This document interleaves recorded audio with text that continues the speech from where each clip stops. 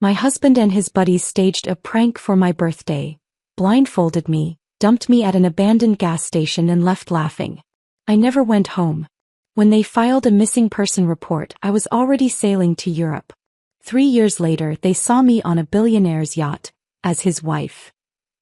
I found the email 3 days before my 35th birthday. My fingers froze over the keyboard as I stared at our shared home office computer screen, a cold wave washing over me. Emmett had forgotten to log out of his account, something he never did. The message from Phoebe glowed on the monitor with sickening clarity. Can't wait for this weekend. Once she's out of the picture, we can finally stop sneaking around. The email thread stretched back 3 years. 3 whole years of lies while I cooked his meals, washed his clothes and smiled at company parties. Evidence upon evidence cascaded before my eyes as I scrolled through intimate messages, hotel confirmations and photographs I could never unsee. My hands trembled as I forwarded everything to my personal email account, the one Emmett knew nothing about. Before we continue this journey of betrayal, resilience and reinvention, I want to invite you to join our community of survivors and thrivers. If you're drawn to stories of women who refuse to be defined by others' cruelty, consider subscribing. It costs nothing and connects you with thousands who understand that sometimes, the best revenge is living well. Now let's return to Islah's moment of discovery. I heard his key in the front door and quickly closed the browser, my heart hammering against my ribs. When he walked in, I greeted him with the same kiss I'd given him for 12 years of marriage. He never suspected that something had fundamentally changed. Working late again tomorrow, he mentioned casually over dinner, not meeting my eyes. Big project deadline. I nodded, watching him twirl pasta around his fork. Of course, honey. I understand. The lie slipped from his lips as easily as air. I wondered how many big project deadlines had been nights in Phoebe's bed. That night, I lay beside him, staring at the ceiling, my mind racing with questions. When had I become so invisible? What had I done to deserve this betrayal? The questions dissolved into a singular clarity. I deserved better. The next day brought an answer I hadn't expected. I'd left work early, feeling sick to my stomach from stress and sleeplessness. Our house sat at the end of a quiet suburban cul-de-sac, the kind where everyone had perfectly trimmed hedges and 2-car garages. I pulled into our neighbor's empty driveway instead of ours when I spotted Emmett's car parked out front, hours before he should have been home. I approached our house from the side entrance, hearing voices from the back patio. Emmett's laugh rang out, followed by others. Crouching beneath the dining room window, I peered over the sill. 4 people lounged around our patio table, drinking the expensive bourbon I'd given Emmett for Christmas. Emmett, Phoebe, and his 2 oldest friends, Finn and Luca. Isla, Luca's wife, wasn't present. Probably at home, just as clueless as I had been until yesterday. So it's settled then, Finn was saying, his voice slightly slurred. The birthday surprise. You sure this isn't too harsh? Luca asked, though his concerned tone was undermined by his smirk. Emmett shook his head. It's the perfect setup. We blindfold her, drive her around for an hour, and leave her at that old abandoned gas station out on Route 16. By the time she finds her way back, she'll get the message. The message that you're done playing house with your boring wife? Phoebe smirked, sliding her hand onto Emmett's thigh. My stomach clenched as Emmett leaned over to kiss her, right there in our backyard on the patio furniture I had picked out. She's been so clingy lately, Emmett sighed. Always asking questions, wanting to know where I've been. This will shake her up enough that when I tell her I want a divorce, she won't fight it. Phoebe's face lit up. And then we can finally stop hiding. To getting rid of the problem wife, Finn raised his glass, and they all clinked in agreement, laughing at my expense. I sank down beneath the window, my back against the siding, heart pounding in my ears. They weren't just planning to humiliate me, they were plotting to break me. A prank designed to make me more pliable for the divorce Emmett wanted. That night, when Emmett came to bed smelling of bourbon and lies, I had already made my decision. Morning light filtered through our bedroom curtains as I stared at my open suitcase, hidden in the back of my closet. For 2 days, I'd been quietly gathering essentials. Important documents, photographs of my parents, the jewelry my grandmother had left me. Things I couldn't bear to leave behind. I'd withdrawn our emergency cash from the joint account in small amounts, careful not to raise suspicions. $5,000 that would have to last until I figured out my next move. My hands shook slightly as I zipped up the suitcase and pushed it back into its hiding place. When I walked into the kitchen, I found Emmett making coffee, whistling tunelessly. "Morning, sunshine," he said, his smile not reaching his eyes. "Excited about your birthday tomorrow?" I forced my lips into a smile. "Very. Any hints about what you've planned?" His chuckle sent chills down my spine. "Now that would ruin the surprise, wouldn't it?" I nodded, accepting the coffee mug he handed me. "I suppose it would." Throughout the day, I moved through our house like a ghost, touching things I would never see again. The porcelain vase we'd bought on our honeymoon. The throw blanket my mother had knitted before cancer took her. I said silent goodbyes to each item, knowing I was leaving nearly everything behind. I made Emmett's favorite dinner that night, pot roast with roasted potatoes and carrots. He praised the meal, completely oblivious to the storm brewing inside me. After dinner, I asked innocently about his friends. "Will Finn and Luca be joining us for whatever you have planned tomorrow?" "Might be," he replied noncommittally. "Why do you ask?" I shrugged. "Just curious. It's been a while since we've all hung out." Later, I made a phone call from the bathroom with the shower running, arranging for an Uber to pick me up at the gas station on Route 16 at approximately noon the next day. The driver seemed confused by the location but agreed when I offered extra payment. That night, I lay awake beside my husband of 12 years, memorizing the ceiling patterns and listening to his even breathing. The man I had loved, built a life with, dedicated my youth to, planning to humiliate and discard me. Tears slipped silently down my temples, soaking into my pillow. Dawn broke on my 35th birthday, and I rose early to make breakfast. Pancakes with strawberries and whipped cream, Emmett's favorite. He came downstairs looking pleased with himself. "Happy birthday, babe," he said, kissing my cheek. "I've got something special planned for today." "I can't wait," I replied, my voice steadier than I expected. At 11, the doorbell rang. Finn and Luca stood on our porch, grinning widely. Phoebe wasn't with them, too obvious even for their crude plan. "Happy birthday, Isla," Finn boomed, handing me a small gift bag. Inside was an expensive silk scarf. I recognized the irony immediately. This would be my blindfold. "It's beautiful," I said, running the fabric between my fingers. "Why don't you put it on?" Luca suggested, eyes gleaming with anticipation. "Emmett wants you to wear it for the surprise." I smiled and handed the scarf to Emmett, turning my back to him. "Would you do the honors, honey?" As the soft fabric covered my eyes and the world went dark, I felt Emmett's hands at the back of my head, tying the knot securely. His fingers lingered for a moment on my shoulders. "Ready for the best birthday surprise of your life?" he whispered in my ear. I nodded, allowing them to guide me toward what they thought would be my humiliation, but what I knew would be my escape. "Absolutely ready," I answered with the first genuine smile I'd worn in days. "Almost there," Emmett announced as the car slowed to a stop. The blindfold remained snug against my eyes, but I'd been counting the minutes, 47 since we left the house. Long enough to be disorienting, just as they'd planned. Someone opened my door. Emmett's hand, warm and familiar, guided me out of the car and onto gravel that crunched beneath my shoes. The smell hit me immediately, old gasoline, dust and abandonment. Route 16's forgotten gas station, exactly as I'd overheard. "Ready for your surprise?" Finn asked, his voice thick with barely contained laughter. "I can't wait," I replied, my voice steady despite the thundering of my heart. Rough hands, Luca's I think, spun me around 3 times. I pretended to stumble, playing into their cruel game.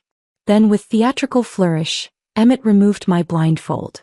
The abandoned gas station looked even more desolate than I'd imagined. Shattered windows gaped like missing teeth in the weathered building. Faded signs advertised cigarette brands that hadn't existed for years. We stood at least 5 miles from the nearest occupied building. "Surprise!" the 3 men shouted, doubling over with laughter. I forced confusion onto my face. "I don't understand. What's happening?" "It's a test," Emmett said, his eyes cold despite his smile. "To see if you're as resourceful as you always claim to be." Finn held up my cell phone, which they'd taken from my purse before leaving the house. "No cheating." "You guys can't be serious," I said, allowing my voice to tremble. "You're just going to leave me here?" "Don't worry," Luca chimed in. "Someone drives by eventually." The 3 of them backed toward the car, still laughing. I counted on what came next, their absolute confidence in my helplessness. "Emmett, please," I called out, the perfect picture of desperation. "Don't do this. It's my birthday." His hesitation was brief but noticeable, a flicker of something almost like guilt, before Finn clapped him on the shoulder. The moment passed. "Find your way home, Isla," Emmett called. "We'll see you, whenever." The car doors slammed. The engine roared to life. Dust billowed around me as they pulled away, their laughter fading with distance. I waited until their car disappeared over the horizon before allowing my face to relax. Then I checked my watch. 11:47 a.m. My Uber would arrive in 13 minutes. I walked to the back of the abandoned building where I'd be hidden from the road. There I removed my right boot and extracted the roll of emergency cash I'd stashed there, $800 that would help fund my escape. I changed quickly from my birthday outfit into jeans, a plain t-shirt and a baseball cap I'd hidden in my large purse that morning. At precisely noon, a blue sedan pulled into the gas station. The driver looked around nervously before spotting me emerging from behind the building. "Mrs. Reynolds?" he called using the fake name I'd given. "That's me," I replied with a wave. "Thanks for coming all the way out here." "No problem," he said, though his furrowed brow suggested otherwise. "Where to now?" "Marston Pawn downtown." The driver nodded and we pulled away from the gas station, away from the life I was leaving behind. Mr. Marston was in his 70s, with arthritic hands and kind eyes that had seen every form of desperation. His shop smelled of old wood and metal polish. "What can I do for you today, miss?" he asked as I approached the counter. I removed my grandmother's pearl necklace, my diamond engagement ring, my wedding band, and the emerald earrings Emmett had given me for our 10th anniversary. I placed them all on the glass counter. "I need to know what these are worth," I said, my voice remarkably steady. Mr. Marston studied me over his half-moon glasses, seeing more than I wanted him to. Quietly he began examining each piece. "This is fine jewelry," he commented, holding my engagement ring to the light. "Family heirlooms?" "Some of them," I admitted. He nodded, asking no further questions. After careful examination he named a figure that was fair. More than fair, actually. "I can offer you $7,000 for the lot," he said. "Though I suspect they mean more to you than money." I swallowed hard. Not anymore. Something in my expression must have spoken volumes. Mr. Marston disappeared into his back room and returned with something unexpected. A small handgun. "I don't normally do this," he said quietly, "but a woman traveling alone should have protection." He pushed it gently across the counter. "It's registered and legal. Consider it a discount on the jewelry." I stared at the weapon, then back at him. "How did you know I was leaving?" 30 years in this business," he replied with a sad smile. "I know the look of someone who needs a fresh start." I accepted both the cash and the gun, tucking the latter deep into my purse. "Thank you." He nodded once. "Good luck wherever you're going." The bus station hummed with afternoon activity as I purchased a ticket to New York City. The overnight bus would get me there by morning, enough time to make my international flight. I sat in the back corner of the waiting area, baseball cap pulled low, watching the entrance. Part of me still feared that Emmett would figure out my plan, that he'd come storming in to drag me home. But as the hours passed and boarding time approached, I began to believe I might actually escape. The bus rolled out of the station at dusk. As the familiar storefronts and street signs of my hometown slipped away into darkness, I felt something unexpected, relief washing over me in powerful waves. No more pretending. No more silent tears. No more wondering when the next lie would come. In New York, I used an internet cafe to check in for my flight and print my boarding pass. I'd booked it using my maiden name, Isabella Chin, and paid in cash through a travel agency that catered to clients who preferred anonymity. The flight to Paris wasn't direct, with a layover in Iceland that would make me harder to track. Security at JFK barely glanced at my passport. Mr. Marston's gift remained safely mailed ahead to a French post office box I'd arranged online. Within hours I was airborne, watching America disappear beneath clouds and distance. The Parisian hostel was in Montmartre, shabby but clean, with a shared bathroom and a narrow bed that squeaked with every movement. I sat on its edge that first night, listening to the unfamiliar sounds of the city filtering through the thin window. French conversations drifted up from the street below. Someone was playing an accordion in the distance. The smell of fresh bread from the bakery downstairs permeated everything. I'd done it. I'd actually escaped. My hands trembled as I opened the burner phone I'd purchased at the airport. No calls. No texts. In America, Emmett was probably just returning home, expecting to find me there, humiliated, defeated, and ready to accept whatever crumbs of a life he deigned to offer me. That I was here. An ocean away. Free. Terror gripped me suddenly. What had I done? I had no job, no real plan, limited funds, and barely spoke the language. I was completely alone in a foreign country. But then, hadn't I been alone for years already? Married but isolated. Present but unseen. I walked to the window and pushed it open, letting the cool Parisian night air wash over my face.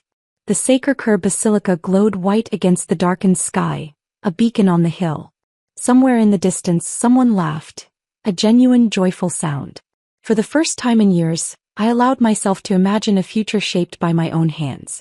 The thought was terrifying. It was exhilarating. It was mine. Morning light filtered through the thin curtains of my hostel room, illuminating the dust particles dancing in the air. I'd been in Paris for 2 weeks and my resources were dwindling faster than anticipated. The romantic notion of escaping to France had met the harsh reality of being a foreigner with limited language skills and no employment history. That morning, I walked into the third employment agency I'd visited that week. My resume was sparse, deliberately so. I couldn't risk Emmett tracking me down if he ever decided to search for me. Isabella Chin, the receptionist called, mangling my maiden name with a French accent. The interviewer, Madame Rousseau, was a stern woman with impeccable posture and silver-streaked hair pulled into a tight bun. She glanced at my paperwork with pursed lips. "Your French is minimal," she noted in heavily accented English. "I'm learning," I replied. Quickly. She raised a perfectly shaped eyebrow. "And your experience?" "Administrative work," I answered vaguely. "I'm organized, punctual, and I learn fast." She studied me for a long moment, then sighed. "We have one position. Receptionist at Lambert Financial. They need someone who speaks English for their international clients." My heart leaped. Financial. Don't get excited. You answer phones and greet clients. 3-month temporary contract. If they like you, perhaps it becomes permanent. I nodded eagerly. "When can I start?" Lambert Financial occupied the 3rd floor of a modest building in the 8th arrondissement. The office was smaller than I expected, just 15 employees. My desk sat near the entrance, a fortress of polished wood separating me from visitors. "Bonjour, Lambert Financial," I practiced each morning before the office opened, trying to perfect my accent. "Comment puis-je vous aider?" My immediate supervisor, Giselle, was initially cold toward me, another American taking a job a French person could have filled. But she thawed slightly when she saw my determination to learn. "Your pronunciation," she said one afternoon, wincing as I mangled a client's name over the phone. After I hung up, she added, "Let me help you." At lunch, while others went to nearby cafes, Giselle began teaching me proper French, correcting my grammar and pronunciation between bites of her sandwich. In return, I stayed late to help her with English reports. By night, I attended free language exchange meetups at a local bookstore. There, surrounded by expatriates and locals, I practiced conversation and gradually built a small social circle, careful never to reveal too much about my past. My tiny studio apartment, rented with the last of my pawn shop money, became my sanctuary. Each night I wrote down new French words I'd learned, repeating them until they felt natural on my tongue. The language became my armor, each new phrase a brick in the wall between my past and present. 3 months into my contract, I noticed something odd while sorting mail. An invoice from a major client had been duplicated, and Lambert Financial had paid it twice, an error of nearly €40,000. I hesitated, unsure if it was my place to point it out. But the duplicated invoice number gnawed at me. "Excuse me," I said, knocking softly on the door of Philippe Lambert's office, the company's founder and CEO. "I noticed something in the accounts that might be important." He looked up, surprised to see the receptionist in his doorway. When I explained the double payment, his expression shifted from annoyance to interest. The next day, Lambert Financial recovered the duplicate payment and I received something unexpected. A promotion to administrative assistant. "You have good eyes," Philippe told me. "We need that." My new role gave me access to financial reports, client portfolios, and investment strategies. The language of finance came back to me easily. Numbers had always made sense in a way people sometimes didn't. While filing reports and organizing data, I absorbed everything I could about European markets. 6 months into my new life, I had established a routine. Work during the day, French lessons, or quiet study in the evenings. On weekends, I explored Paris alone, finding comfort in anonymity. Occasionally, late at night, I would wake from nightmares where Emmett found me, dragging me back to a life of humiliation. I'd bolt upright, heart racing, before remembering the ocean between us. One rainy Tuesday, I prepared the conference room for a client meeting. As I arranged water glasses and notepads, Philippe entered with Giselle and 2 senior advisors. "Isabella, could you bring the Mercer portfolio when you have a moment?" Philippe asked. I nodded and retrieved the file. As I placed it on the table, I noticed the investment strategy they had outlined. Something about it triggered an alarm in my mind. "Will that be all?" I asked, turning to leave. "Yes, thank you," Philippe replied. I hesitated at the door, my hand on the knob. The error was glaring to me. They were recommending significant investment into a sector that, based on reports I'd been filing for weeks, showed clear signs of instability. "Pardon," I said, turning back. But I couldn't help noticing the telecom investment strategy.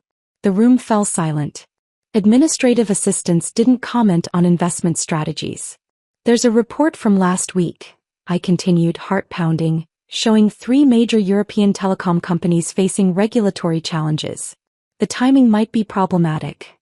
Philippe's expression was unreadable. Giselle looked mortified on my behalf. "The report is in the blue folder, 3rd cabinet, 2nd drawer," I added, then promptly shut my mouth.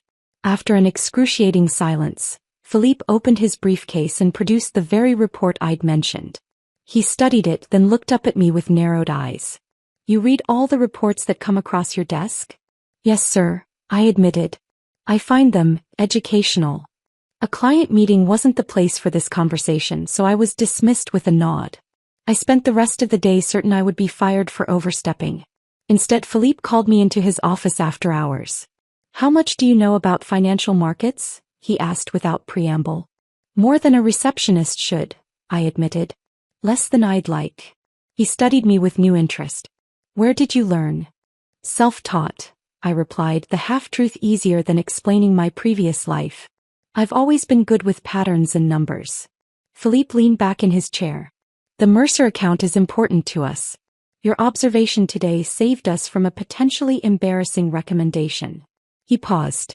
"Would you be interested in more responsibility here?" "What kind of responsibility?" "Analysis. Research. Behind the scenes, of course. Your French isn't ready for client-facing roles yet." I felt something I hadn't experienced in months. A flicker of genuine ambition. Not just survival but purpose.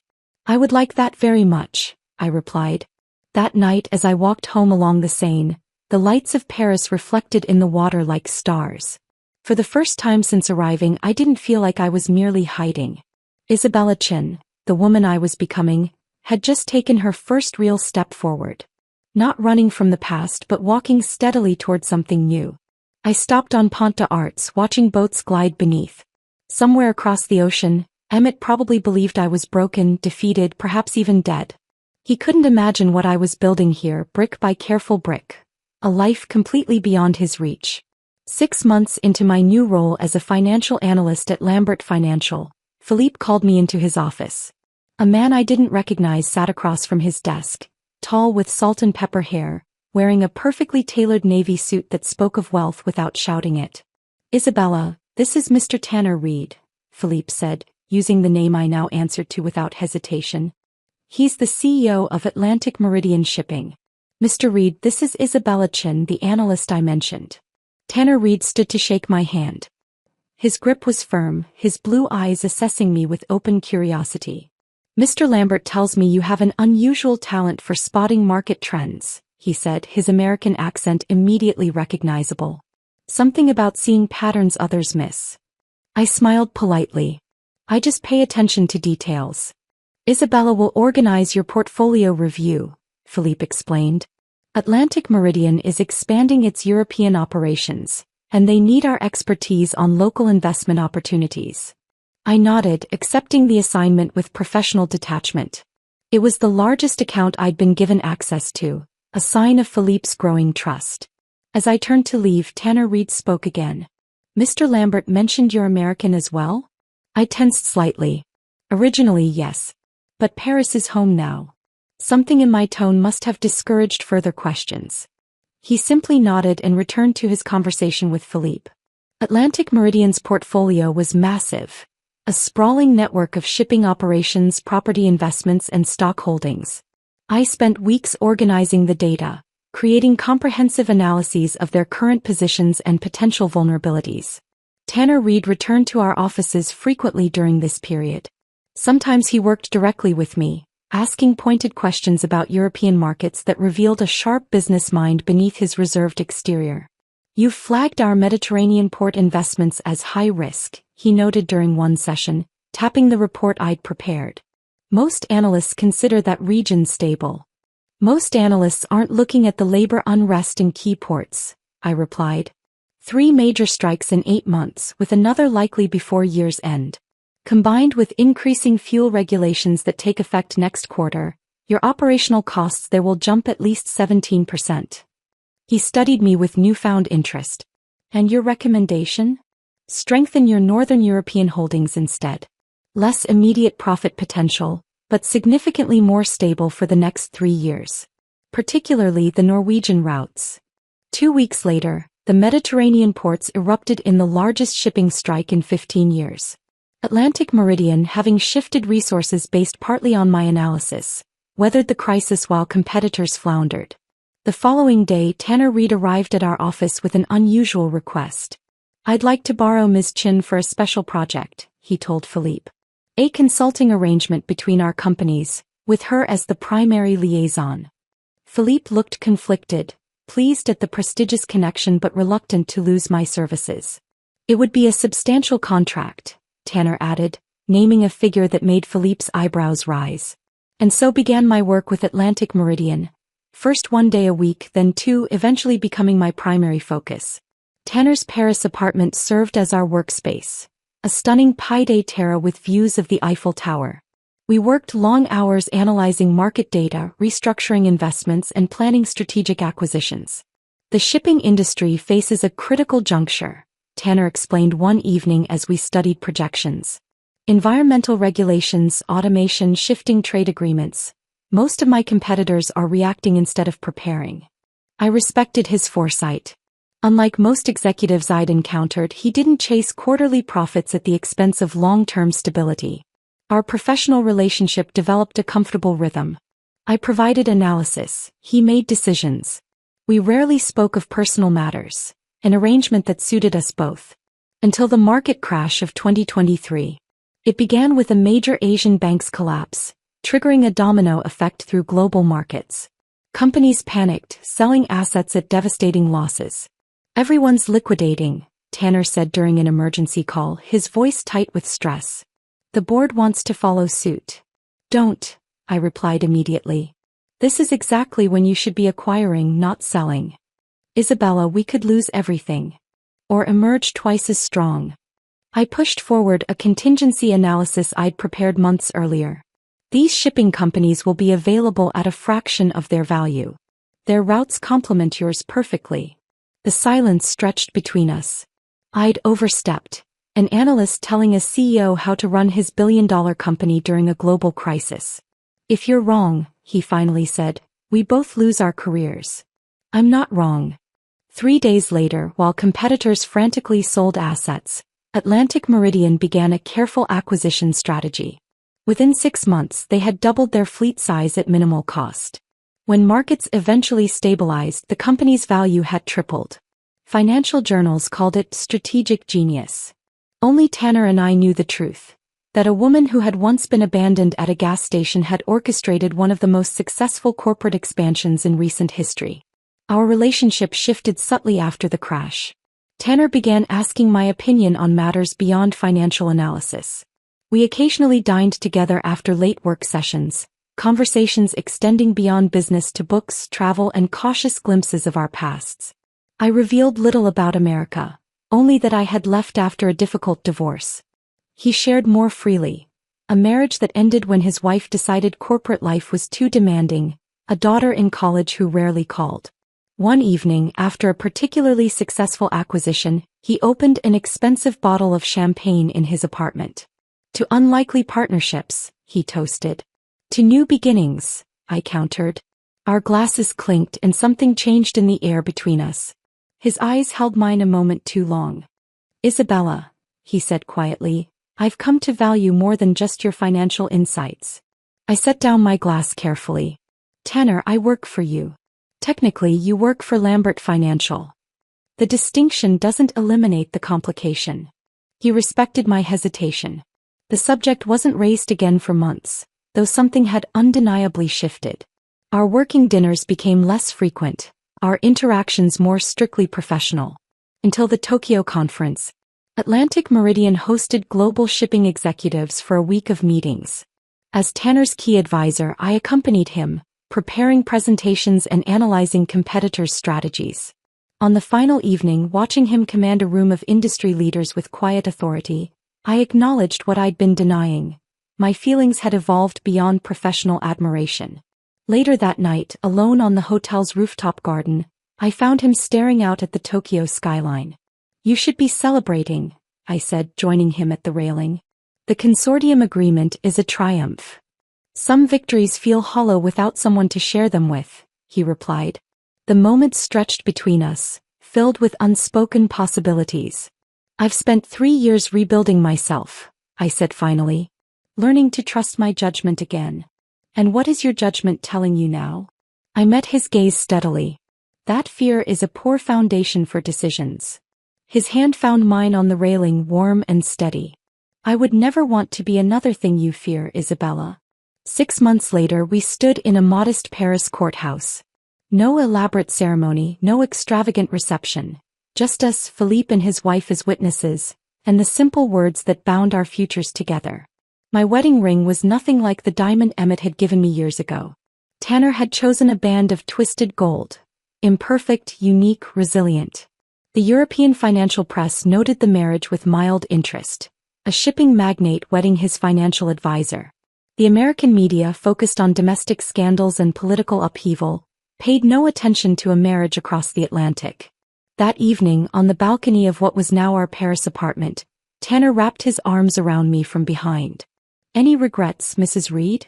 I leaned back against him, watching the city lights shimmer. None. And you? Only that I didn't find you sooner. I smiled, thinking how differently our paths might have crossed in another life. If he had met the woman I was before, Emmett's overlooked wife, would he have seen what lay beneath the surface?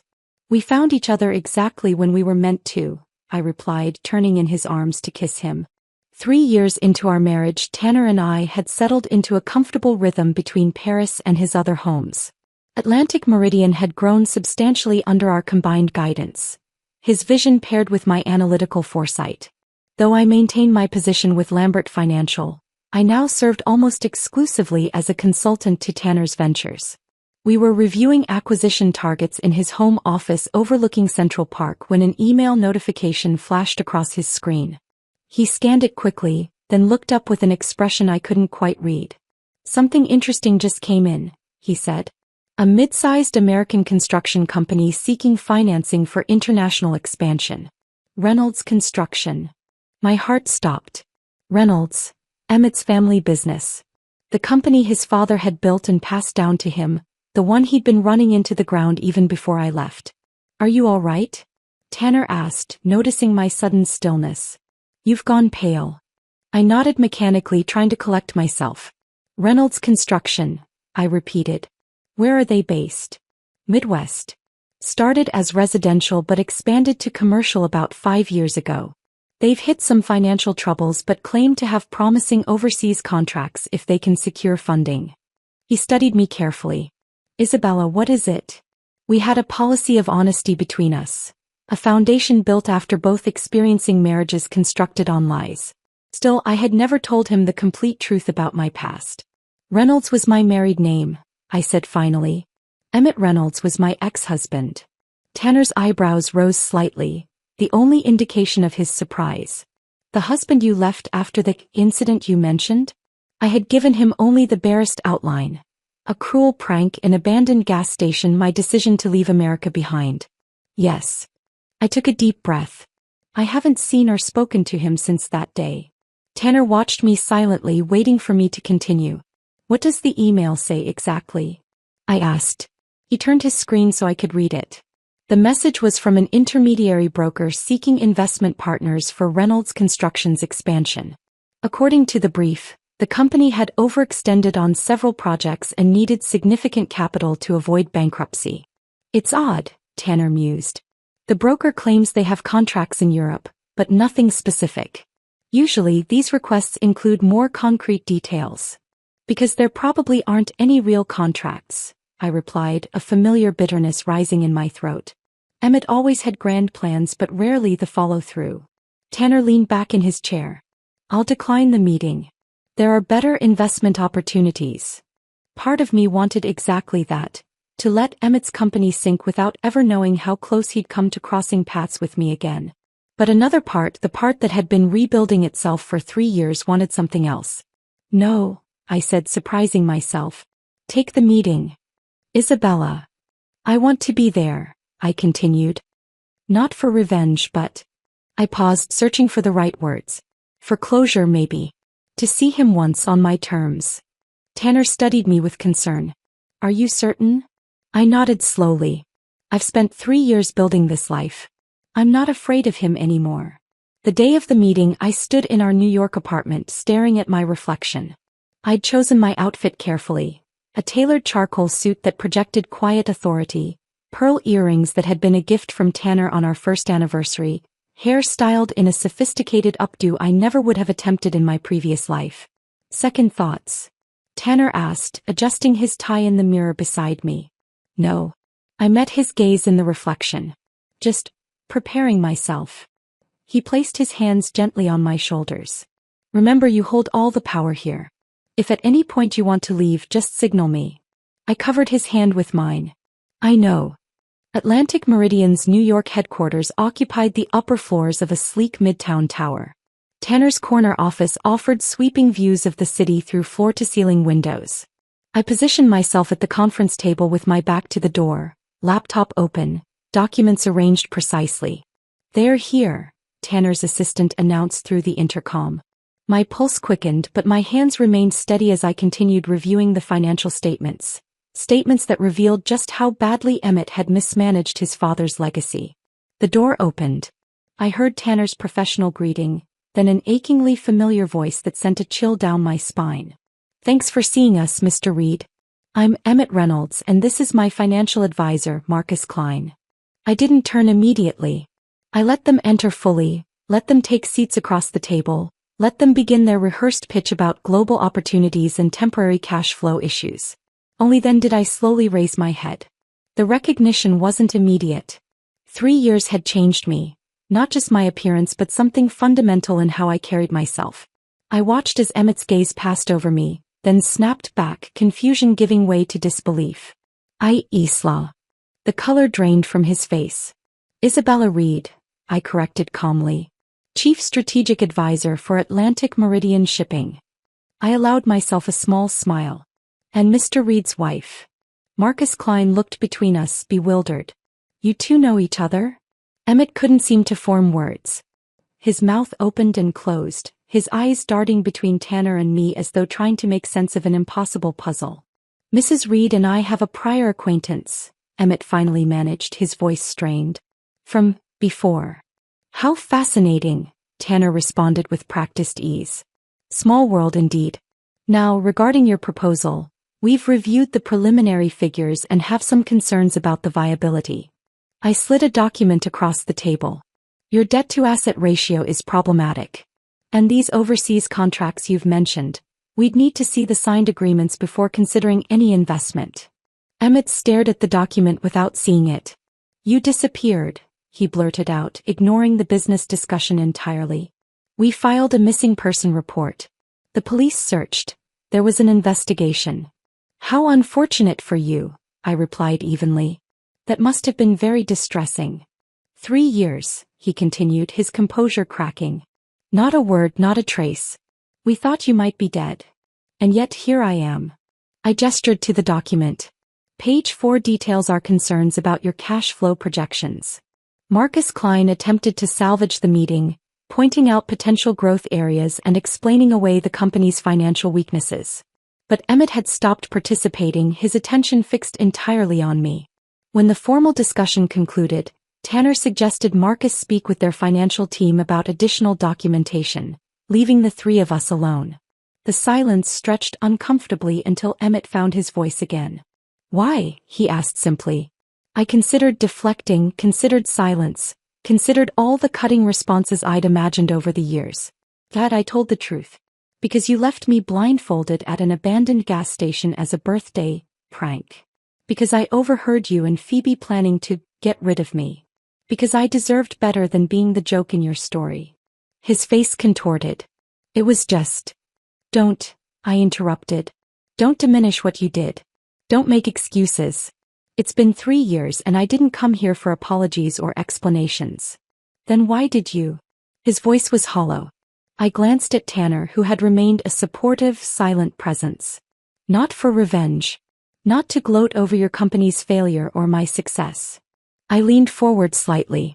I came to show myself that you have no power over me anymore. That I could see you again and feel nothing. The truth of it washed over me as I spoke. The fear, the anger, the hurt. Somewhere along the way those emotions had transformed into something else. Not forgiveness exactly, but release. Emmett looked utterly lost. So that's it? 3 years of wondering and now you're just someone else's wife. I'm my own person first, I corrected him. Who happens to have found a partner who values me. I closed my laptop. As for your funding request, we'll pass. Your company's fundamentals don't meet our investment criteria. I stood, extending my hand professionally. Goodbye, Emmett. He stared at my outstretched hand, then looked up at my face. In his eyes, I saw the belated recognition of what he had thrown away. As Tanner and I walked him to the elevator, I felt a weight lifting, the final tether to my old life severed completely. Not with dramatic confrontation or elaborate revenge, but with the quiet power of a woman who had rebuilt herself from ashes. The life I had now wasn't a reaction to Emmett. It wasn't defined by running away or getting even. It was entirely my own creation, something I had built choice by careful choice, day by determined day. And that, I realized as the elevator doors closed on my past, was the sweetest victory of all. As Isla's journey comes to a close, I'd love to know which moment resonated with you most. Was it her escape, her professional rise, or that final confrontation? Share your thoughts in the comments below. If her story touched you, please subscribe and like for more tales of resilience and triumph. Your support means everything.